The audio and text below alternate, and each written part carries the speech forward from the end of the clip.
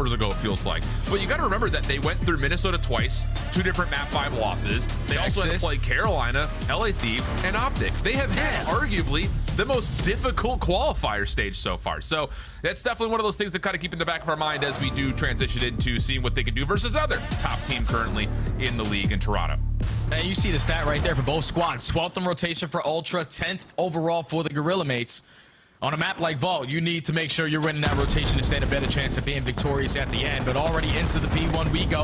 We're going to have Ultra spawning on the preferred side, at least for that P2 rotation. But 3 kills go in favor of the Gorilla Mates. They should be able to get themselves into the hardpoint. Teams up top. Nice damage. Ooh, then a follow-up on the... That's going to work for Skies. Say one more nearby, but Kismet will be taken down by Kleenex. So Toronto off to the races here early after the initial break attempt. And now they can work on moving the spawns, which they're already doing with Kismet spawning all the way out. Yeah, there's 2 players spawning all the way out. Now with Jodeci's finding that kill on the Priesta. 3 players across the map now for the Gorilla Mates. Now you just have to locate where Skies was, but at the same time, don't give up this time here at P1. Jodeci's effective with the trades with him and his teammate towards the middle of the map, but Priesta flies it for the double. Final 10 seconds going to go their way, and this is a ideal situation if you're the Gorilla Mates, because now you have the numbers off the rotation. You can chain it to P2. Oh, and just as soon as Beans falls, Skies spawns up right in place behind P2. So what looked to be a pretty solid exchange for Toronto early over the top of P1. A nice bounce back here for LAG. Into the time for now. Jodeci's playing through pool, able to find Skies just over the top of the truck. Kismet has to get active from this backside of Palms, but he's getting overwhelmed, and a teammate will allow Toronto to jump in for some time. Yeah, but at least you still have a couple players ready to contest over the backside. Ultra have yet to block that back spawn. The knife good enough for that kill onto Beans. Now you're gonna have Sky setting up this pinch through bottom vault. He's hoping that his teammates can stay alive, but with him hitting this route, no one blocking that back spawns. Ultra take it back, and now they're in the heavy control of this B2 for this round of 25. Just the tempo, just catching this LAG team off guard with their setup. So now last 20 seconds, decision time for LAG. It looks like they are going to send a couple of members forward just to see if they can find a way to crack the code. And so far, so good. 2 kills will drop, which forces Jodeci to have to stand tall inside the hard point. He's good for kill number 5 in a row. Priesta over his corner off the reject. Oh, find himself down 6. Oh, Wallbangs will eventually take him down, but still the damage dealt, and Toronto will get the scraps. Now a chance to rotate. Yeah, big time right there at P2. Because you thought that the Gorilla Mates, at least initially to start it off, find all the kills. They win the rotation, but could not put themselves in the ideal setup. Now Ultra find themselves up by 30 points. You just need a break here at P3. Jodeci's finds a double through the middle connector. And this is where the game is either going to be won or lost for the Gorillas. How successful can they hold down this side of the map? Because they need that P3 to P4 chain. Now the nades coming out of Toronto's hands, working out pretty nicely. It's everyone falling except for one. They know that Skies was playing topside art. He has jumped off the balcony, though. That's going to catch Jodeci's by surprise, but not Kleenex. Picking up the baton nicely. Little exchange between the SFGs here for Toronto. Kleenex forced to slide out, but the car will blow him out of the picture. But Beans, again, just the focus for Toronto. Getting through the hard point, not necessarily on it. They're going to force the spawns to move. Now, you best believe when we're looking at the numbers and it's saying that they're 12th in rotation, they are definitely looking at it. Okay, let's just set ourselves up for one of the biggest money hills that we have on the game. They rotate nice and early on this side, but now there's only 2 players here. So the Gorilla Mates have to pounce and pounce quick before the rest of the players from Ultra get into the play. Yeah, we got a bit of a 50-50 battle, though. You got Toronto just backing away just a touch. Skies forcing the issue up top. That will work out. Inside also held down from watching this cross. Does catch one, but Lynn's on the trade is good. Toronto will flip the spawns back around, though. First 15 seconds is gone, largely to the game clock. Jodeci is working on the pinch, but doesn't need to really find it. The rest of LAG spawning out, just coming in 2 staggered, and that's enough for a full wipe for Toronto. That's easy work right there from Ultra. Thankfully, the players who were remaining on the backside of that P4 were finding a couple kills, making it more difficult for the Gorilla Mates to even get that close spawn to come on in. And now they have blown this game wide open. You got Kleenex sitting on the top side of the building, finds a 3-piece with that AR, trying to line up a couple more. Give me 4. I know there's another one in sight. Great shots. Not able to take down Skies, but almost an 100-point difference. Gorilla Mates got to turn around on the second half of the game. Yeah, inside nice little route here through bottom vault. He's already opening up space for his teammates to rotate out of P4 and through pool if they want to, and they're finding so much success. I mean, look at the stat lines right now for Joe and Kleenex all over the map. 18 and 8, 15 and 10. Both players popping off, and really Inside and Beans are just got hanging out saying, we'll find 1 kill, let you guys run around for the rest of them. Yeah, we'll just keep on soaking up the hill time. That's totally fine. Right now, the Gorilla Mates are trying to do 2 things at the same time. Keep off the hard point, but secure those spawns for P2. And they're successful on this attempt. A clean 4 dead. 35 seconds still to fight for here at P1. But when Ultra having this much of a lead, you can disregard a little bit of this P1 time and start hitting those routes to flip the spawns. and they're doing just that. Continually playing over this topside balcony. Kleenex and Kismet in a bit of a battle. Kismet wins it pretty darn cleanly. Has a chance to hold on and maybe even look into the hard point here. Follow-up on the way back, though, is going to be Beans to reclaim the high ground. Lynn's kind of already committed halfway onto P1. He gets caught in no man's land, and that will have to be LAG now backing up, just defaulting to play for P2. And now LAG in another opportunity where they're the first team initially to start off this P2. But the pressure last go around from Ultra was too strong. Can they withstand it this time around? They're able to find the initial 2. They read the pressure coming in from the back. Lynn potentially with some bad timing there. Might come back to pause them, but now those backs must secured. Ultra have a pinch set up. Sky is trying to take a bit of a wider angle here. He is stunned. That trophy system in the corner depleted, and that will be an easy elimination for Joe. Now has to focus forward as Kismet was just sitting in the hot tub. He's taken down. So LAG trying to change up the approach, saying we don't want him to come through pool. We'll take more of that pool control, force him around the back. But the problem was Linz loses that one first gunfight, and Toronto just gets the easy flip.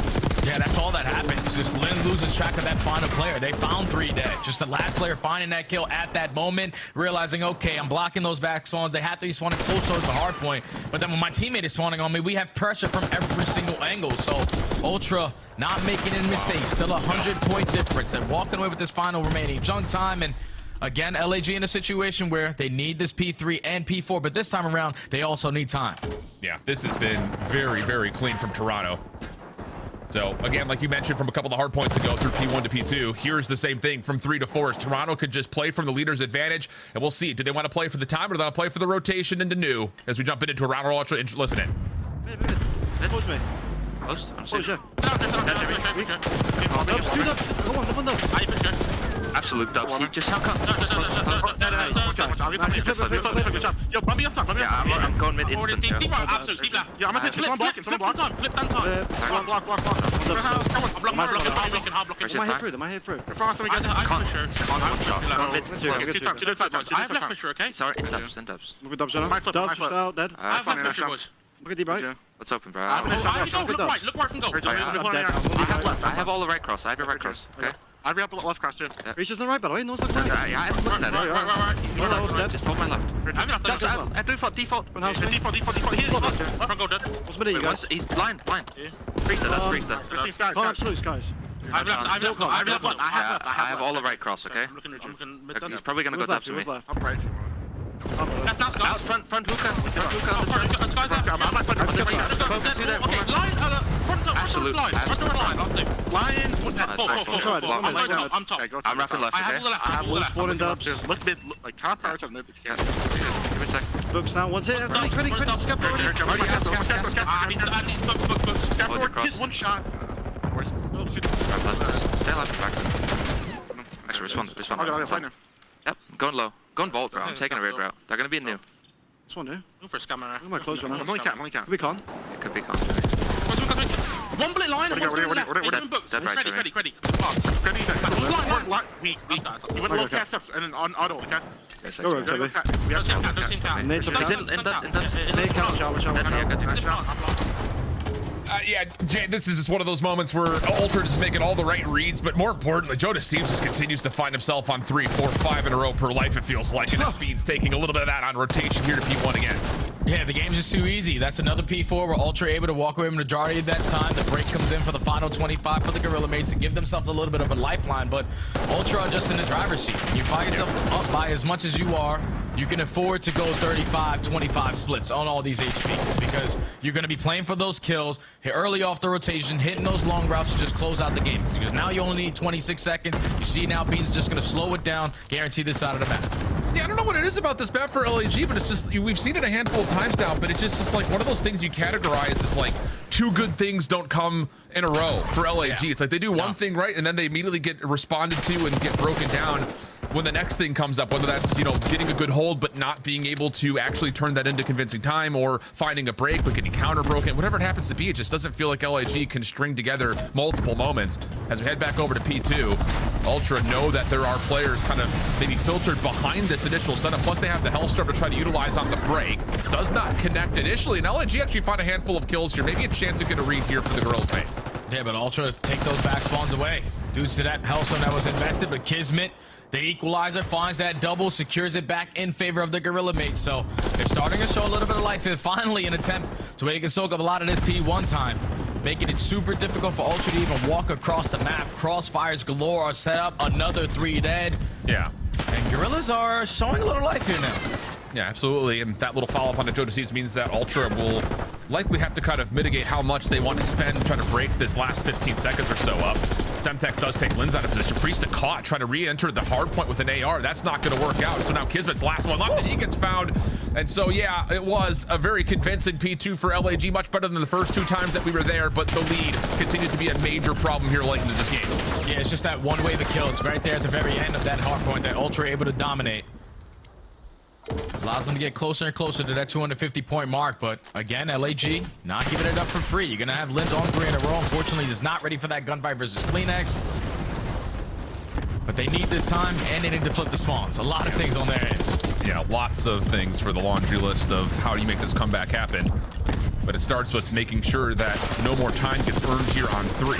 A convincing kill feed would do nicely to try to influence these spawns, but the focus primarily has to be on the objective. So far, so good. Priest clears out the point. Kismet now through mid-line. Has information on Joe. Needs to wait for the regen, though. A little slide back and forth, but Joe able to find the response. Here comes the push through, though. LAG crossing the 50-yard line will flip the spawns around for the moment, but the problem is you got Toronto on a bit of a natural pinch, but they can't find the kills, and here we go. LAG have a chance to win rotation. It's just down to can you kill Joe?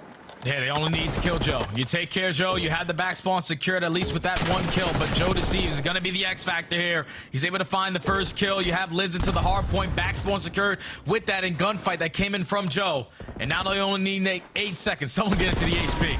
Oh, just this one of those moments where you look at Joe Deceives and said he's been taking over this map. It's appropriate for him to put it out of reach. 40 and 21 for Joe Deceives, ends it on 5 in a row. One of many multiple kill life streaks he was able to put together as Toronto kick us off.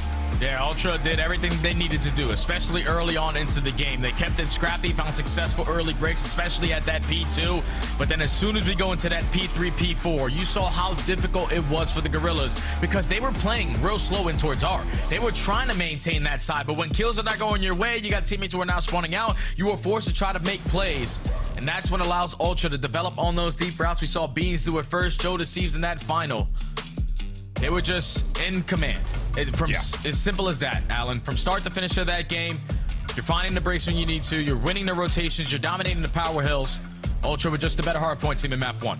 Sheesh, 32 non-traded of the 40 in total for Joe Deceives with a minute 43 in the hill and 14 objective kills. Okay. Wow.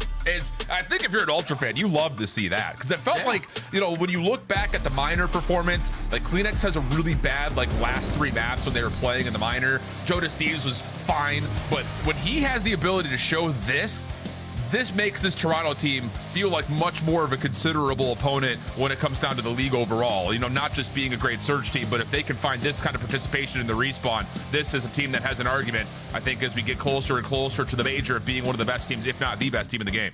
Oh, yeah, and the reason why he has all this opening is because when we jumped into that listen and you heard the little comms of Bean saying, I'm hard blocking. When you're able to do that for your SMG, he's knowing that they're all going to be in front of me. They're not spawning behind me anymore, so I can consistently play these spawns, manipulate these spawns, and find a couple freebie kills. 32 non-traded. Joe Deceives was all over the map in that map number 1. But you got to give some credit where credit is due to his AR players just doing the funny work for him to open up those lanes and make those plays happen. Now going forward, though, into this search and destroy, I was expecting a better fight from the Gorillas here in map number 1 because you're going up against probably the best search and destroy team that we have in the game in Ultra. Yeah, I mean, outside of a couple of slips for Toronto where it's just like, whoa, where did that come from? I mean, you had the 2 losses to Minnesota, both on Hacienda, but everything else has been convincing. It's just the Hacienda that seems to be a little bit of an issue for them at the moment. So that's not a part of this particular map series layout. And for Toronto, you looked at different people when it comes to the search and destroy. Like, Beans has been really solid in the search in my mind. Just the decision-making he's been able to play off of. And I think just on top of that, that's where you start to see, I think, the consistency from Insight also come into the picture. So, you know, if you've got the SFGs running and gunning like this for Toronto, and now you're going into their best overall game mode, you don't feel great about the chances for LAG. That told, though, and to kind of counter my own point, at least it's a vault search and destroy coming up here for LAG. They did look really solid on it in their opening week, and they did test Optic on this map as well. But on the opposite side for Ultra, the one time that we watched them played it, they made easy work of Miami. Even though Miami are not the best search and destroy team. It's just what they have been doing in every single search and destroy besides Hacienda is just finding a lot of success early on with their SMGs. This is non-stop pressure between Kleenex and Joe Seas. I'm pretty sure they're number 2 overall in first blood category on every single map, but they're number 1 in conversion rate. That is an unbelievable stat there, because that means these early gunfights are allowing them to put themselves in early man advantages. They're playing their advantages perfectly, and then they're also having that clutch factor at the very end, which is basically 100%. So on the opposite side for LG, we know that they are phenomenal search and destroy players, at least when you look top to bottom. It's just right now, when you have players like Kismet, with the way that he's been playing so far in this game, he's usually, at least last season, he was running around with the Army 2 of Hydra. It just seems that him and Liz haven't really got on that same page yet, and now we're seeing Kismet trying to be that island player a lot of the times, where he's going to have a lot of battles going up against Kleenex. That's going to be the fight that I'm really going to be looking forward to watching this map too. It's definitely, I think, an important one when it comes to tempo, but I think when you start to look at it, yeah, Beans and Skies, this is an interesting one, because the AR battle, I think, has really resorted in to when these teams find success, it comes by way of what the ARs are able to produce. I think in particular, look at that opening duel win percentage. They're solid when they get involved, and they get involved pretty often when it comes down to how many engagements they actually take in the opening duels themselves. So you've got these moments between the SMGs when you want to try to find the tempo, but oddly enough, and I think in certain ways, these two teams have relied a lot on trying to get their ARs involved, to watch those opening lanes, to force those long-range 1v1s, and both those two players have found some pretty solid success throughout the match they played to this point. Oh yeah, not even throughout the match, throughout their entire careers. We're talking about Skies, who's been a phenomenal search and destroy regardless of the roster he's been on, and then ever since Beans has entered the CDL, even with a sniper or not a sniper, he's always putting up 1.2s or 1.3s. So you gotta love yourself a lot of S&D. This is usually where all of the community comes from. When you start an S&D, then you work your way out to the respawns. It makes your life a whole lot easier when you become a pro player. But that guy on your screen, after an insane map number 1 so far in the season, he's at a 1.44. Oh, you gotta slow him down. I know it. See if LAG can find the response here. Staying on Vault for map number 2. And it's going to be just a push through pool right on in towards the bomb site. Priest to the one carrying with an SMG. Keep that in mind. That will definitely give us an insight in terms of what LAG are going to want to do with this post plant. It will stay largely right here at the bottom side of Vault. So now in a 4v4 retake situation, how the Ultra decide to play this. Love how Beans is playing it super slow on the opposite side of Vault door, just in case if his teammates find that first kill and a playmaker tries to make a play on the pinch, you can catch him. But Kleenex first contact onto Skies on the backside of the tank. He's getting isolated. He should be able to drop. That's first blood. Does kill some time though, does Skies. So now you're down to 17 seconds. Going to put a little bit of pressure here for the Ultra to move quickly. And how about Kismet? Pops out of the zone. That will shut down at least some of this retake, but now you got to deal with it from the front, and that's the biggest of the issues. Kismet floating. Does he get here in time to take the bomb carrier off? A little sloppy initially. No bullets. Ammunition, and maybe there was a chance, but could not quite switch to the pistol in time, and Toronto get the retake. And I love that attempt right there from Ultra, even though it looked like they stood no chance with the amount of time they wasted to try to isolate onto Skies. He actually did a great job. There was multiple players on him drawing his attention, and he was just hoping that the time could stall out a little bit more, but Kismet just simply runs out of ammo with that Jackal. Potentially finds that double and secures the round, but Ultra successful on the retake off of the back of that first blood from Kleenex. Wow. Could not have been any closer than that. Kismet, No. I love the idea after Skies gets isolated to kind of pop out of Vault and just hit him on that mid-cross again, but doesn't choose to reload. So tough decisions there. How about this? LAG quick. All dropping down. Oh, they don't expect Kleenex to be playing off the back side of it. He's good for 2. Pistol out. He wants Linz at range, but Linz good for a double in his own right. Turns this into a 2v2. Yeah, I don't even know how Kleenex is able to walk by them because they all went no map, but he was able to catch a double. Linz responds with 2 of his own, and on the opposite side of the map, Skies gets the better insight with the pistol. So now it's Beans left in a 1v2. Got Skies and Linz running around as a duo. Want to play the trade out effectively with 50 seconds to go. Plenty of time to be sure, but the question here will be the timing of when these two forces meet each other.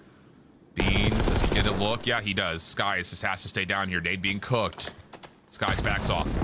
Reset. Chance for Beans to grab the bomb. Still unsure on Linz's position, so he's going to commit for the plant. He's got the opportunity to play this backside vault if he wants to.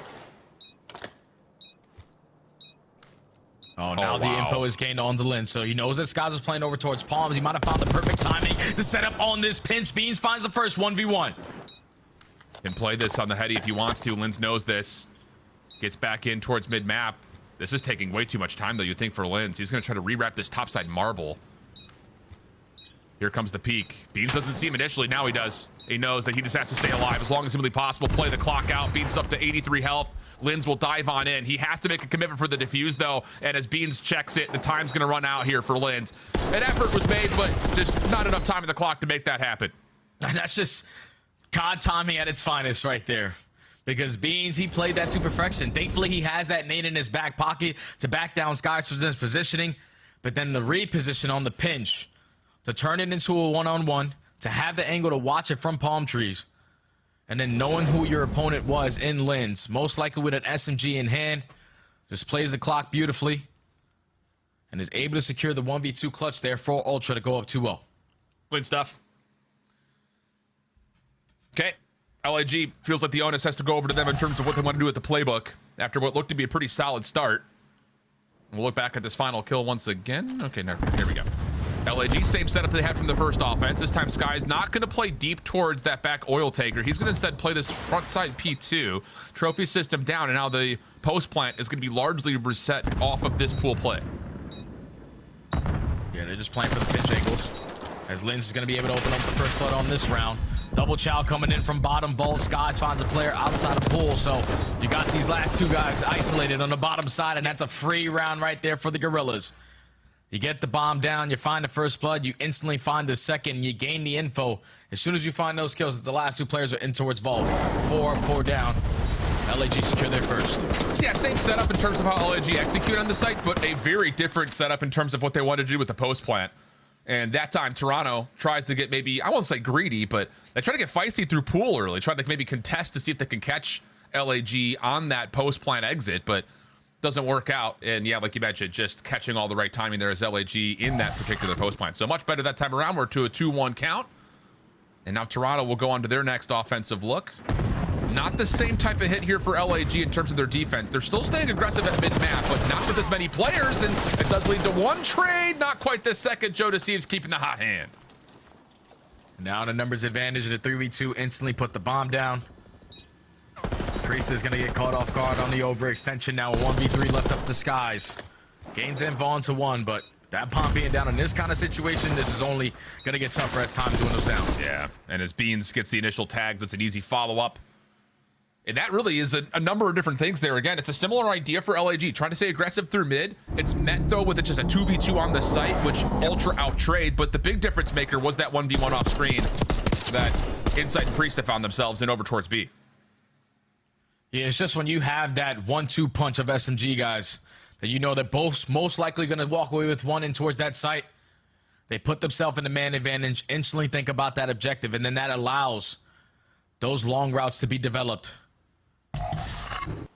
So now Ultra take a 2-round lead, go back on the defensive side. LAG, if I'm you, I'm probably going to go right back to that A strat, but this RC car is going to make that very difficult. Yeah, you have to respect this in terms of the timing for the plant at worst. And you can see that Linz is actually going to step up a little bit here over towards Marble. Bomb still not being committed for the plant as of yet. It's still up top. Oh, difficult moment here, but at least Linz is able to catch one. Kismet trying to fob up for the trade. Not quite able to turn it into a 3v2, so we'll stay level with still 60 seconds to play. Kismet, he has a feeling. He has a feeling they're surrounding him. Finds his second kill, and now he's going to work his way into the side, but Joe Deceives with the repositioning. Takes care of Kiz. Bomb down, 2v2. Yeah, that's a lot of information from Skies about what's happening top balcony, but they lose track of what's happening inside the vault. Couple attacks from Skies, but Joe Deceives is fine. Here comes the pinch from Kleenex. No one even bothering to watch it. He's going to find the final two. The proactivity across the map. Like, if we were to have, like, a map control statistic, it would be like 80% of the map. It feels like it's always in favor of Ultra. They are moving so quickly and taking away so much ground. And they're doing it in sync, too, Alan. You saw as soon as that RC car was blown up, they got info. They're probably in towards site. One player's playing over towards Palm. So there has to be multiple players on that side of the map. So they instantly rotate their way over towards Cat with all 4 players. Effective on a trade. Turn it into a 3v3. But then when Joe Deceives, like you said, they show so much attention over towards the balcony side. Joe Deceives with the repositioning was good enough to even up the numbers and then set up Kleenex on the pinch. Just again, the SMGs making plays. Oh, here we go. Insight, after winning his 1v1 versus Priest the last round, is now taking his focus. Bomb carrier following up over towards B, and LAG gets caught this time at mid-map, not playing Vault. They instead try to play through the U-Haul, and that's going to lead to an early 4v2 to much chagrin, I think, of Jay, who not loving that play, it sounded like. Nah, man. It's just not ideal because I know it's been very difficult to contest them on the bottom side of Vault. So this time you try to push through and completely get blind countered because Ultra said, okay, they're not going to contest this today. They're not going to be aggressive or through pool. So let's just post up into our base because we have a couple rounds to play with. And you walk right into their pre-aims. And again, even in the 4v2, Ultra said, like, B is more difficult. Like, we're just going to rotate this back towards A. You're going to have a worse time to try to retake this site. Because now they are just running away with the search and destroy. Man, Toronto's looking nasty, man. Legitimately. And I think this is dangerous prospects in terms of who would have to face these guys at Major 1 in a couple of weeks. Because, wow. After a 0-3 start, Joe Deceives has been flawless in his last couple of attempts. Quick bomb plan here for LAG, but oh my gosh, the modifications from Ultra are so good about this A hit. We can talk about it more in a minute, but after being dismantled in the one round they've lost by playing aggressively through pool, this time they play topside balcony, and again, look at the map control. LAG are completely stumbling for ground to work with stuck at A. Right now with 20 seconds to go, last two players need to try to isolate one guy, and they do it at least onto Bean. So 2v2, 15 seconds, you both jump up, but eventually you gotta check the site. Oh, there it is. Now this is down to the timing. Insight versus Lens. Insight doesn't miss a bullet. Plenty of time for a defuse. Wow, this Ultra team is looking disgusting at search and destroy. And again, it's just, even from just the defensive side of this map, about what they do at A, it starts with a long play around gold. They get that isolation in their first defense versus Skies. The second time, they push it all off over towards pool side. The third defense, they get caught trying to play aggressive through pool, but now in this one, they just stay over just on top of balconies. LAG hasn't contested that once yet. You come away with a couple of kills before the bomb can get planted, and then again, it's just numbers, numbers, numbers. This Ultra team is looking nice. It's just way too easy when you're spawning in on search and destroy and you have a bag as deep as they do, Alan. Every single round, like you said, a different strategy on the defensive end. One time we're going to drop through vault, we're going to contest you early on. Next time we're going to push to your base. Next time we're going to even isolate the player in the back of your spawn with 20 seconds left in the 3v4. We're still going to be able to clutch up the round. They cannot do any wrong, and it's only going to make it easier for them when their SMGs are finding the success that they were. Kleenex with 4 first bloods, Joe Deceives with 1. Both of them almost going double positive on that S&D. Just makes your life a whole lot easier. And then even when they're not into the play, you have players like Beans and Insight who are phenomenal clutch search and destroy guys. We even saw Beans in the 1v2 catch the perfect timing there. So Ultra, without question, if they continuously show improvements in their hard point, they're going to be one of those tough teams to beat because their S&D is basically flawless. I mean, yeah, outside of the Hacienda, it has been exactly that. Straight flawless. We'll go back to the desk. It's been, well, not great for the veto petitions that we're seeing from Maven at this point. I want my pick back. Wait, it's been great. 0-2 start, reverse sweeps happen. I'm going to sabotage him, so this is perfect. Production, this is a sick, weird joke. Give me my pick back now, bro. And I hear you guys laughing. So Would you argue with a proper judge? Whoever is behind this, Did you argue with a proper judge, mate? you're gonna have to see me, all right? I'm a proper British judge. I know what you look like. You're like the guy from Little Mermaid who helps Prince Eric. Go back and watch it when you have a 2-year-old one day. There he is, Maven, a.k.a. Dude, my bangs are kind of sexy. Let's jump into the highlights, shall we? Yeah, let's talk about I can't see a damn thing. All right, let's take a look at this guy. His name's Tobias. He's pretty good at search. First bloods, 4 of them. Yeah, I mean, they've been unbelievable. We're talking through, like, their map set as well. Like, between Protocol, Vault, and Red Card, they're 7-0, now 8-0 on those maps combined, right? So you look at it, it's like, if they improve on Hacienda, where do you beat them? It's not just, like, the fact they're winning, it's how they're beating people. Like, you look at the Protocol yesterday, 6-0.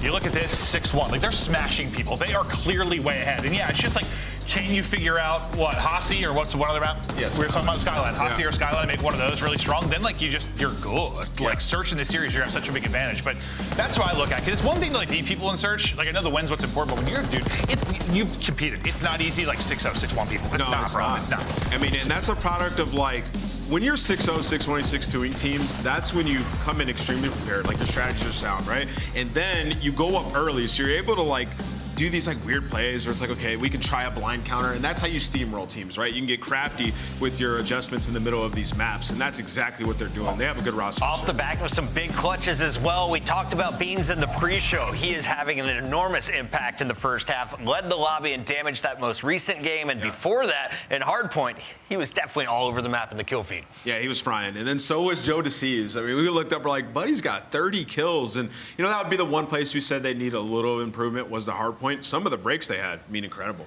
Is Joe Deceives a top 10 player in the league right now? If you were a GM, do you spend top 10 money on him?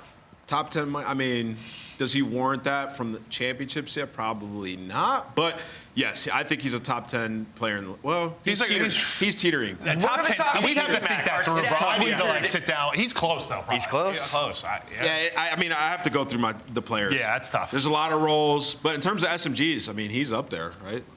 Well, he's a guy I just worried about a little bit when it comes to like the confidence thing and stuff. He's a nice kid. You know, went back to challengers, was struggling to get figured out, had a bit of a head case, but he seems to now be clicking and it's all working for him. And I think a lot of good players. I don't know. I've only interacted with him a couple times. He's just, I just want to hug him. We've only been hanging out with Clint for 2 segments. My big takeaway is don't be a nice guy. Don't be nice. It's Clint's like career advice to any upcoming player. I sometimes worry, bro, when people are too nice. You have to have that killer instinct. You have to have that confidence. I kind of worried about it with him, but he's got inner confidence. He clearly does. Nice. He's playing amazing. Now, you can be nice. Maybe I'm not wording it right. You know what I mean, bro. Sometimes like when you talk about like top athletes, like the top of their craft, like you've got a certain swagger, a certain killer instinct. Like Teep was really nice. there are some. I mean, you got like Megatron, like he was nice, but a lot of them are like some are just assholes, bro. That's true. We got to draw some conclusions or true. get to a game 3. I'm not sure at this point, but run us through it. Speed run it. All right, yeah, so we're going to talk about this hard point and what Ultra is doing better now. So obviously, let's jump into the mini-map. We all know this is the money hill on this map, right? Like when you get control of that, you can just go up in top and make huge plays. So let's talk about how they break this, okay? So you got Kleenex and you got Beans, really the guys that are making the massive plays. 1 in your mini-map, that is Beans. 4 is Kleenex. We're going to pause it, freeze frame, and talk about what they're doing here. So they're vacating the spawn deep right here. They don't want to spawn back here. And then they're going to send Beans on like a super long route, like methodical to get behind them. But you want to actively be fighting this street. So what Kleenex does, he doesn't just run like a maniac, right? He's going to go where I drew that is to the car and just finesse on the car while he has another teammate applying pressure here. What they want to do is they want to get that first kill, obviously, while the spawn's vacated and spawn them out. Meanwhile, Beans is coming in on a pinch. So let me get this stuff off the screen and let's talk about this a little bit as it plays out. Because this is what you're coordinating in the middle of the map right here. You're like, okay, Joe Deceives flying in and baiting. Kleenex is trying to find these kills, just finessing his life until Beans gets across and position. And you can see once Beans does get across, then it's the green light for Kleenex. He ends up dying, but it doesn't matter because they already spawned all the way out. And you saw Kleenex spawns up right here on the statue where Beans is already influencing. So well executed by them, trying to push and flip those spawns. Taking over the map the entirety of game 1, they jumped up to a 100-point victory. We have another respawn. It's ready to go. Maven, is this a 3-0? Yeah. That's why I did the veto. Because I knew they were going to lose, and I just wanted to screw over Ant. He knew it. So I don't I'm going to have send him that back big of over a to lead, shift and bro. study. I'm sorry, bro. I don't make the rules. I know you don't. Keep vetoing all day. I like Absolutely. it. Study, take the show It's away got from some us. super fans influencing my Man, picks. man, It's I unreal. can't believe Clint's doing Wheeler like that. Obviously, Wheeler's been having a lot of success this season on pick'ems, but to veto him, like, I'm on my guy Wheeler's side. You got to take that off, man. Maybe we Bro. can't come in one day and do that to the guy. He's gonna lose full by match 2, I promise you. I know. Like I could already see Ant starting to get to the edges a little bit. This is like him on the golf course by hole 5. This is the way it goes.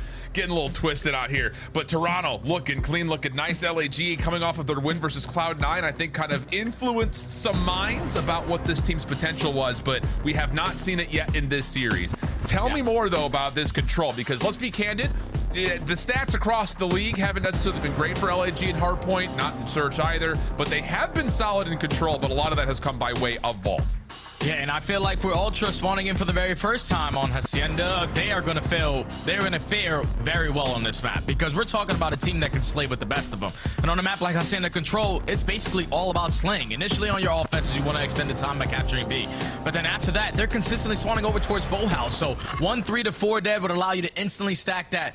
But it's all going to come through the kill. So Gorilla mates, we watched them come back 0-2 yesterday versus Cloud9. When back-to-back offenses, they're going to start us off with one here. Okay, see what happens with LAG. Eyes over towards A immediately, and Linz is going to already kind of force the issue. Just a touches the zone, back over towards Bar. Good information on at least some contest over through connector. And yeah, this has been really solid here for LAG, not giving away a single kill yet. They have lost Insight a touch, and he makes his influence known, clearing off the zone and making sure the click keeps going. Yeah, that's what makes it difficult on this map, is because you tend to lose track of players the majority of the time. But once you take care of Insight, you hit that rotation over towards B. First segment already done. Consistent spawns coming in from Ultra. Over towards that boathouse side. Now the top kill feed currently is lighting up white, so the second segment is done. Time may be able to get extended nice and early. Looking likely for it, and that's indeed the case. First tick of progress is still holding for the moment over towards A as well, and with Kismet taking down Beans deep, that's going to force Insight to have to back away just a touch. So now it's just about how do you try to reset this up for LAG off the spawn. Playing deep through driveway at the moment is Skies, but Lynn's creating some more space here at topside connector. He can jump back in and try to get this first tick done. He's just hoping that his team is going to count for the rest of the players on the side of Toronto Ultra. They find two. Skies in a big one-on-one gunfight, making a 1v2 when he gets double chowed. So now you're going to have Linz in a position to play a couple spawn kills, make it easier for his teammates in the number advantage on the opposite side of the map, but he gets taken care of. First segment should be complete. Yeah, Priesta now looking to make a step forward. His teammates coming off spawn, moving through that top fire hallway over towards Art. And Priesta is in a really good spot just to try to keep influencing these spawns a little here and there. And also has the decision with a good number of eliminations to come through for LAG to jump right back onto the hard point, or the control point rather, I should say. 20 plays 14. LAG working very persistently on the second tick of progress. They still have a member on. That's Insight trying to challenge. Shut down, and Linz from top offense gets the full 4 down. Stack it, get the extra tick, turn this into a successful offense. That's exactly what LAG do. Oh man, they came out and just dominated in that slaying category. We're talking about the SMGs consistently finding success on the bottom side of Wine and even on the top side of Office. But then as soon as you eliminate those players in the back of your spawn, once Liz walks up and finds this kill here, that turns into 2 dead. Then he pushes up into off and is able to catch the players coming off of the respawn, and that leads to all 4 dead. That's how simple this map can be when you're finding your kills when you need to. But then on the opposite side for Ultra, obviously the first time we've been able to watch them on this map, Joe DeCeed, I'm pretty sure had a 1-7 start. Yeah, you can't bring that on a map like Aussie. Yeah, absolutely. But I love it from LAG, just kind of playing with tempo, right over the top of the open hall, get into A, force this Ultra defense to move around, especially off spawn, be considerate what's happening in those top hallways, and then as soon as you find a good kill feed, re-wrap back to B, stack it, get the extra 60. And so far, it has been straight domination from Linz, 7-3. Joe DeCeiv's having a bit of a slow start. He's not able to get any real action on his terms here with the sub, but that could very well change here early as Joe's got a good look at Skies up top. Can't quite find the second. Linz good for the double, and Toronto's going to be tested here. Linz just diving into the point. Nearly wins out all 4 eliminations, but has set up Kismet for a little bit extra damage onto Beans, and that will be followed up with LAG looking clean on the opening defensive hold. Yeah, now Ultra force hit the reset. Players tend to scatter a little bit, try to clear out lanes here, but 3 kills go in favor of the Gorilla mates. Now Kleenex, farthest player pushed on up, trying to at least find a kill to open up a lane for his team, but doesn't catch the timing on the Priesta. And you're just gonna waste a lot of time now if you're Ultra working out of your base. Yeah, you have to check every single corner. And this is absolutely chef's kiss from LAG. Lynn still catches another before being traded. It means that, again, the defense for LAG can step up, deal with it, and then get back to work on just essentially trapping Toronto backside driveway here. 28 seconds on the clock. LAG will have to essentially come out of spawn and default to A just because it's simply put closer, but they can't find a single entryway, and with only 20 seconds remaining, LAG continue to hold this front line. And I'm loving the way that the Gorillas are playing this, man. Same. When they're finding 2 to 3 dead, they're gaining the info onto the last guy, keeping them at bay, and then just shutting down their next play call coming in. With only 7 seconds to go, Ultra currently down by 8 lives. You have 1 player on A, 1 player on B, but the player on B should most likely get taken care of. So now you're just hoping you can find a little bit of segment success over at that 8 point. Well, 2 players on, they're gonna get at least 1. The second looks pretty likely unless Priesta off this reload decides he wants to try to challenge it. Doesn't get there quite in time. The rest of his teammates do, but that second tick at least gets locked for Toronto fans out there. But, you know, call a spade a spade. This has been really good from LAG on both sides of the control zone. It's just clean because every time those kills start to come on in, if LAG are going 3 for 1 every single time, Ultra are not going to have a lot of opportunities on their offense. When the last player alive is especially gaining that info early on, and it was, I'm pretty sure, Joe Deceives that was camping on the bottom side of Secret. It was just Sky throwing shoulders at him. That's all you want to do is keep him there because you have everyone accounted for. No one is getting lost. The spawns are so damn far away from either one of these objectives that just basically 4 to 5 waves of kills secures you around on defensive side if you play it perfect. And that's exactly what the Gorilla mates were able to do there. Only give up 2 segments. You're still up by 4, but you can close it out here with another 3-0 on a nice Hacienda. Yeah, see what's going on with this, because flat out, the advantages that LAG have are already leaning towards that, at worst, the round 5 defense. Toronto once again off spawn. A lot of focus over towards the B side of the map. Insight, good crossing angle, finds Priesta for the first. Joe Deceives thinking about trying to take over that back art hallway, but Linz has done the same thing on the Toronto side of the map. And again, he hops the zone, gets out of there, and the finesse back over to B is well timed. Just comes down to, does he get a read that a player had dropped out of the secret window? Does not seem to be. Kleenex should find a freebie. Trade not needed at the moment as LAG continue to try to surround it. Eventually, they do take care of Kleenex.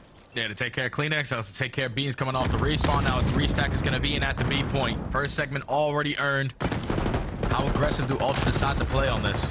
You don't want to allow these kills to go the opposing way. They're still going to contest it. They find the initial 2. And make it 3 dead. So Priest, last player alive, should be able to get taken care of. Segment does not get secured, so that time continues to dwindle down. Yeah, Joe Deceives just going to hang out on B for a little while longer to deplete the progress that had been done. Linz, wow, where has this been? He is flying and frying at the moment. 17 and 8. A chance to re-wrap on Toronto. Back over towards top office. Can't quite anticipate the second, but he's got help nearby. And whoa, Joe Deceives lines him up the staircase. So 19 plays 19. 33 seconds on the clock, and Toronto with the full wipe can start to play up in towards the middle of the map. Yeah, this is their last push. Right here, if you are the Gorilla mates. You have to make this one count. It looks like you're going to try to isolate onto inside over towards Rock. The timing good enough for the first. Dance, sliding around that corner. Not able to find that kill on the skies. But with only 14 seconds left. Just need Kleenex to stay alive. Finding that first kill. It's going to allow him to have multiple different angles to still contest it. Yeah, Sky's up top is going to be the one who has to just kind of forfeit his life and try to dive in. He wants to pause the clock. Not going to happen. But insight towards B does get taken care of. You've got Kismet on for the moment with 1.6. Although Joe right nearby will find the kill. Last shots on the Linz are good, and Toronto will extend this to a 4th round. But again, the tick progression just makes this essentially a mathematically improbable situation for Toronto to get into a round 5 defensive situation. So we need back-to-back offenses here from Ultra. Yeah, you're down by 6, so you can tie it up in that segment column, but you have to make up for it in the slaying. Those first 2 rounds really did not treat you well, but Joe Deceives has flipped this game around. Started off 1 and 7, sitting at 12 and 14. Was able to find a couple doubles, couple triples to shut down those pushes coming in from the Gorilla mates. So now if you are Ultra, it's initially all about this break off here, because when you allow these SMGs to win a majority of the gunfights off the rip, then they're already in your base contesting. You're wasting a lot of time working out of your spawn. You need a good break off here on Hacienda. Yeah, you really do. And it's going to be all 4 members flying in through the middle of the map again. Initially scouted by what looks to be Sky's Kismet, following up on the timing. Gets the first, stun out, finds the second. Trade from Joe Deceives is decent, but he's the last Ultra member remaining, and Priesta knows he can step up here in towards Spiral. And if he catches a couple players off spawn, this could get really dangerous really quickly, but trades are decent, and now you've got just Kismet to find, and he's a little bit outside the picture here playing backside Rock. Yeah, and this is where the Ultra boys need to be committing over towards B. You have them spawning on the backside of Bow House. You're still maintaining a little bit of that mid-map control. But they're going to put all their focus here at this 8 point. Joe Deceives on 7 in a row. Yeah. Couple kills until he earns himself the Hellstorm. First segment already going to be complete. I mean, he was 1 and 7 at one point, Jay. We're up to a 7 in a row, 7 and 14. Hello. About 8 in a row. He can jump on over to B now. Progress is still being made on A. Keep that in the back of your mind. Beans does get eliminated, so he'll only find the first tick and a half. But Joe is 1 elimination or a little bit more score away from finding a Hellstorm. Tries to slip in towards 10, but shut down.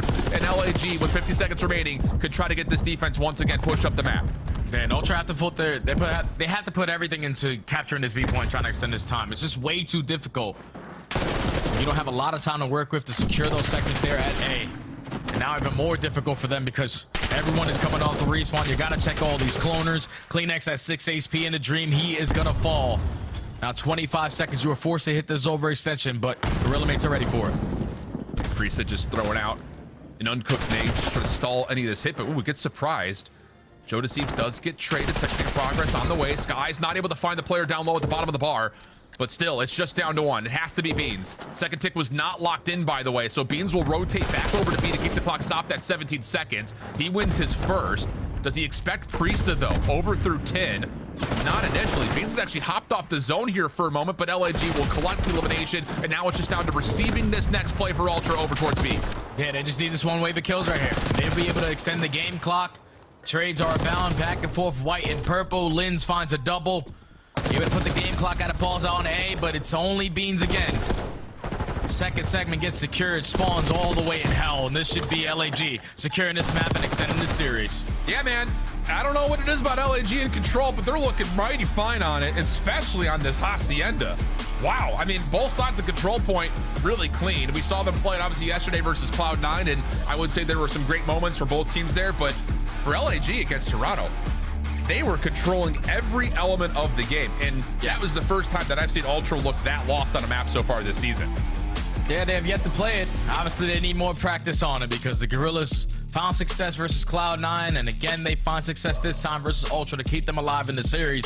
But it's just as simple as the Gorillas were finding those opportunities to where those kills are going down, and they were simply walking away with 3-1 trades. As soon as that happens, it makes it more difficult for the team on the attacking side or even the team on the defensive side, because spawns are so far away from both of these objectives to where you get those 3 kills, you're taking the map away from them, and then you're forcing them to waste time working off the respawn.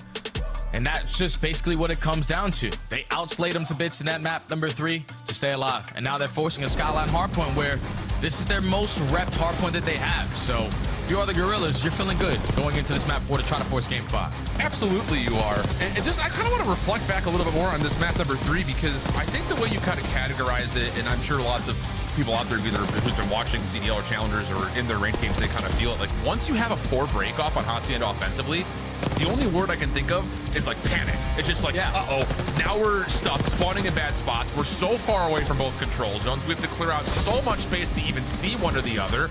And when your spawns are staggered in the way that they were throughout pretty much the entirety of both offenses for Ultra, you get this moment of like, well, I'm going to go play through Rock, and I found a kill, so I'm going to jump onto A. Oh, never mind, I died. But my teammate's over towards fences, and he's found a kill, so now he's on B. It never feels like it's really collectively put together, and that's just, I think, kind of the panic that we saw there for Ultra in a couple of their offensive moments.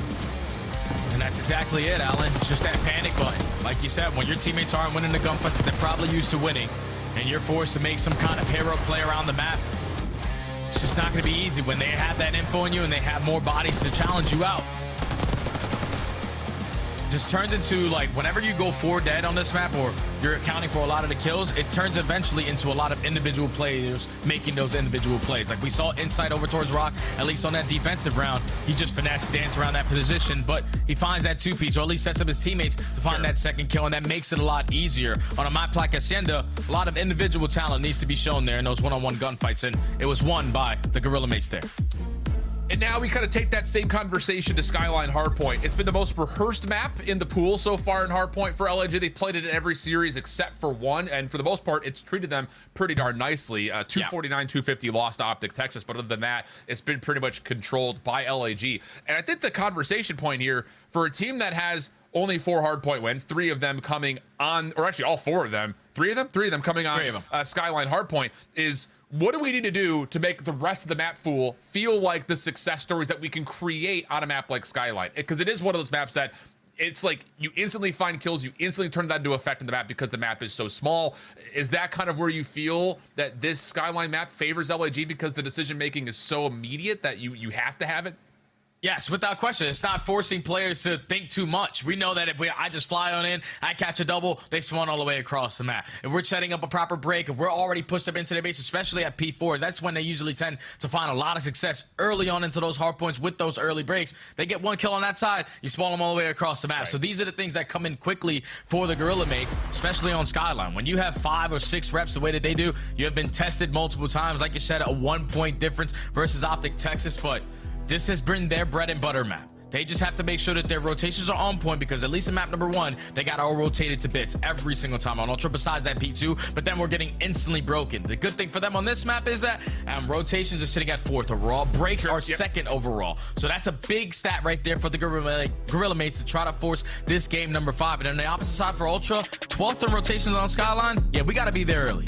Yeah, and it will be said, you know, for Toronto, they're no strangers to this map either. You see it here, and outside of a 6-point loss to Miami, they have beat the brakes off of teams like Atlanta and teams like Vegas. So those are the other interesting metrics to kind of keep as an early season guide towards how both these two teams have fared.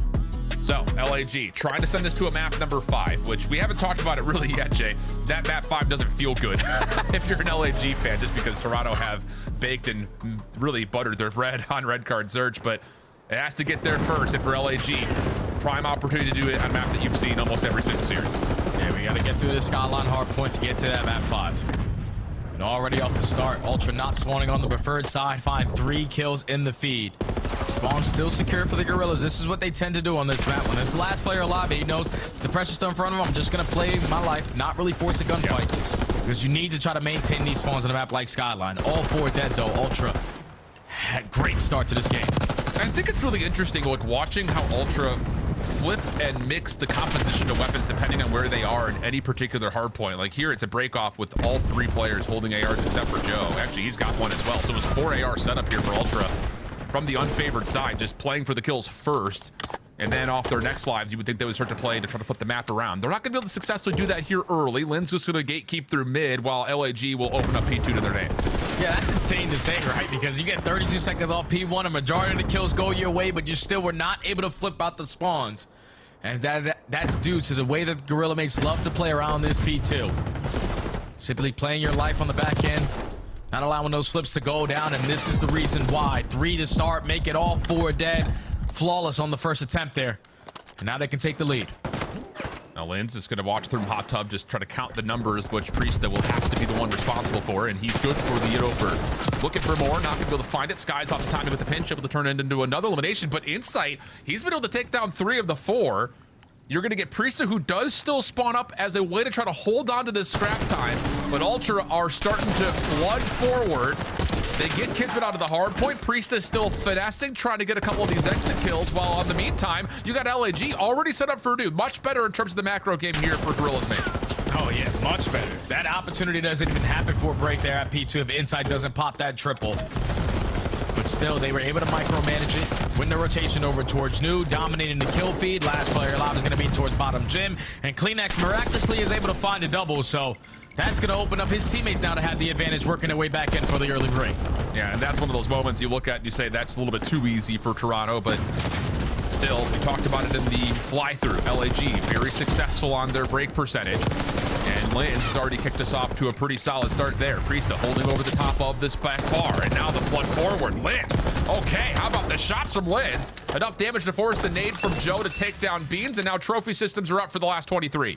And this is where Ultra are just cutting their losses there at P3. You don't want to get put into that mixed fest of challenging those gunfights on those difficult head glitches, so gonna try to catch them off guard early off the rotation, and the kills count. Kleenex, Bean, and Joe combined for 3. Priest, the last player who was thinking about that Rolo, he gets taken care of. So Ultra trying to break for the final 15. They flip the spawns over towards New, and this is where that break percentage needs to come in quick if you're Gorilla, because this is that money hill. Good nades from Toronto up top. Stops this play through top bedroom. It forces the players down low and Kismet to have to wait for regens to start coming through. Lynn's bold challenge wins it. Follow-up. Beans off the trade, but he's the last one standing. Spawns will move. Nice angle from Beans. Good damage tallied, but still taking care of an LAG will secure their break. And it's the first attempt. Everybody through top plat. 3, 2, 1. I chow here, you chow there. They win 3 out of the 4 gunfights. Instantly flip the spawns, and now we're soaking up all of this P4 time. Beans again potentially trying to make a play here. Just waiting for his teammates to get into the play. He's able to find a double. Kleenex finds a third. Give me all 3. Benjamin Beans. That's my hard point. That's unbelievable from Beans, 4 in a row. And boy, does Toronto need something like that with Joe Deceive just at 3 and 10. Again, just off to a very tremendously slow start. To be fair, he is the one trying to enter and open up some of these plays, but has not found any success doing so. All that told, we exit the first rotation of hills pretty much dead even. Good exchange here for the Gorillas, mate, though, over the top of P1. That'll allow them to get in for some opening time here on Hot Tub with a follow-up kill on Clinching to help that out. Yeah, they couldn't find any time last go around here at the P1 HP. You have Beans on 5 in a row. Great shots to take down Priesta. But if you're Ultra, you need to try to flip these spawns for the very first time. It was LAG just holding it down, and they're continuously doing it with all of that kill feed lighting up white. You got Linz in towards the hot tub. Just relaxing, calm, cool, and collected. Nade's going over the head. He has not been hit by anything. And his teammates consistently just watching over him. And now we can pop up and do things like this. What is it about Linz on this map and finding multi-kills when you don't expect him to? It's been happening since day one of the CDL back in early December. It continues to be the case here in mid-January. Shut down, though, as Linz will be pushed out just a touch. Spawn still decent, at least for Skies. Linz will also be benefited with a bit of a closer spawn than you would anticipate, but Toronto just around the back, keeping things mixy. 50-50 gunfights over the top of the hill, which Toronto are starting to win out on. Yeah, now it's Linz. Solo player here for the Gorilla mates. Trying to make a play happen. Finds that first kill onto Insight. Now your teammates are in the play over towards White Steps. Miraculously is able to find a double. The SMGs for the Gorilla mates. Find every single kill there that leads to the break. When you thought Ultra had an opportunity to start to pull away, Linz just gets it done. Now you just run up the score here. Now 28 seconds to fight for. Linz continues to be putting on multi-kill after multi-kill. And LAG's trying to fight back in the last 20 seconds. We jump over to an LAG. Listen in. Nice. Square back door. Last hit. Nice. Good shit. The square. Focusing on me. He's on, okay, 2 in time. Cat. I heard you. Calm it down too, okay? At the jump. You want to rotation? I'll take space to that. Yo, have a deep pinch. Lane outside the map. Front tiles. Right now. Just watch you and shit. Have a I'm much more than you. Outer, he sees me. And then to you. Respawn. Nice, you kid. Two I'll times. One doesn't fucking play. Come to you. I'll get you out. I'm all you outer. That is. I'm bumping gem. They're gonna spawn. They're Tiles, deep. He's bottom back next. He's just out of towers. I'm teasing outer. At the side, Dina. Team killed. Okay. Outer. Yeah, Three. Then we've been Nice. We can bump if you want. Nice. I'm outer. I'm gonna bump their side. Bump it. Watch me jump down. Watch me jump down. 20 p.m. Have mid. Yeah, my spawns. They're going mid. They're going. Cut. One's on me. Jummy, dead. Nice. I have cat. P1. Oh, we got me P1. Where are they going? P1 both. They're double P1. Front gym. They're gonna be tiles as well. They can go rugs, huh? They could go. they're We not. flip. He got 3. That's winner. Those are I'm in the pitch. Money for you. Ult back. Beans, watch out. Absolute. Ult on me. They're low bad. No, absolute. Too bad. I respond deep. They're gonna hit a garden. He's gonna be guarding. One shot, Joe. P1. I'm pitching garden. Back garden dead. Nice, one back in. Building cut. I'm running. Come here. I'm flanking too. Cut. Yo, deep, shot me. Deep, dead. Nice, still alive. He Nice, spawned there. nice. What's the spawn there? One's in the back of me. Hold on, pitch to the back. Collapse together. Video, Joe. I'll see Patio. Patio. Top plat. You want top plat? Yo, kitch. There's 2 in time. Patio weak in time. Lost you. Shot. Reach me. He's in, yeah, catch. I'm around for He's catch. in you. Bottom bed, challenge. And one's you. Cut the pass. You can challenge beats. One shot you, then one shot him. You dead? Skyline be skylining right now, Jay. It's one of those things, like, you see it from LAG's perspective here in these last couple of hard points. It feels like they're doing all the right things, but somehow, some way, they find themselves needing a break down about 20 points. Yeah, it's because they found themselves initially playing for that P4 rotation early on into that P3, but in the final 15 seconds, Ultra said, screw that, we're gonna work our way to top plat. They find every single kill and were able to walk away with a majority of that P4 time. So keeping the game scrappy is what Ultra are doing, but Gorilla mates again fighting on back. Kismet finds a double, Linz with the third. Now you get yourself into P1 for another potential lead change. Jodeci is found by Priesta, backside top piano. That leads to Toronto having to hit this from the P4 side of the map. Across the map, through mid, Kleenex at least able to neutralize some of the hard point time. Jodeci, again, he had a really slow start, but a couple of decent lives in a row for him here. Allows Toronto a chance to, again, when it doesn't seem likely, they find a way to get in, contest, and even find a little bit of time of their own. So now they're up another 10 points. Kismet trying to rewrap behind the play. Swoops on in, finds Insight. Could he track down one more? Doesn't make a difference. Beans' teammate will give a little bit of freedom here for LAG on rotation. Yeah, LAG need to be ironed up off this rotation because Beans is going to make them pay for it. He's able to find 3 backspawn still secured for the Gorilla mates. And thankfully, they make a couple of these kills count. Now the next one up is Cleanx. And that's going to be a clean 4 dead. So Gorillas, again, win the rotation over towards P2. They are basically unbreakable on that side of the map. They just need a lot of this time now. Now it's going to be a little bit of a hit here for Joe through Jim, but the rest of Ultra are playing this outside balcony. And Cleanx has gotten forward, Inside finding another, and this is just a little bit too easy for the break attempt. Skies has to try to hold on as much as he possibly can. Not able to do too much. And here, Joe, a little shaky on the way up the staircase, but still the rest of Ultra clean it up. Now it's just down to can he get the quick read with LAG. PC side and Priesta. He's going to find himself a double. Bean's the last one standing in the hard point itself, but Cleanx, he's found himself too. Bean's off the rewrap. He could put this out of question, and Ultra will win out the gunfights with 20 seconds to earn. Finally, those gunfights are going on for about 30 seconds. There's trade after trade after trade. But Ultra able to secure, but not for long, because already the Gorilla mates are right here ready to contest you. Priesta goes up to Zip. He's able to find a triple. And now they're only going to find themselves down by 20 points. You got Skies early off the rotation. You also got Kismet here for the assist. He's at least able to find one, but Cleanx again, finding a double to break all of their setup. And he has the anticipation for Lynn's insight, able to get his trade. Back and forth we go. Little tug of war over the top of P3. 228 plays 205. Joe playing at a long-range angle. Last one standing here for Ultra. Tries to push the effort, and that's not going to work out. Chance here for LNG to reclaim the lead. They just keep on soaking. You know, they're consistently spawning over towards Cabo. They don't want to flip out. But just make those gunfights come to you. Inside with the opening. Cleanx with the pitch is going to be the game breaker. Doesn't find a double, but his team can now win it off of that play. What a route from Cleanx. Knowing his teammates are locking things down towards P4 side, he has the freedom to make maybe the game-winning play, and now Joe deceives. Right back into the mix. Cleanx over the top of the bar, not able to find the one bullet maybe needed remaining onto Priest's health pool, so LAG will stay alive. Insight mid-map, shut down, and here we go. Have to battle for new. How aggressive are they going to be? Where does Inside spawn? He's going to be blessed to spawn right next to his teammates, so they have the numbers. They find the initial 2. Ultra going to close it out here. Sure feels that way with Insight playing the back. He finds the final kills needed. Beans holding the front door, gets his 40th elimination right at the closing bell. Ultra just do what they need to do to stay in the game throughout the first really 2 rotations of Hills. And finally, Joe starts to put it together there in the last handful of hard points to allow Toronto a chance to steal away a map from LAG.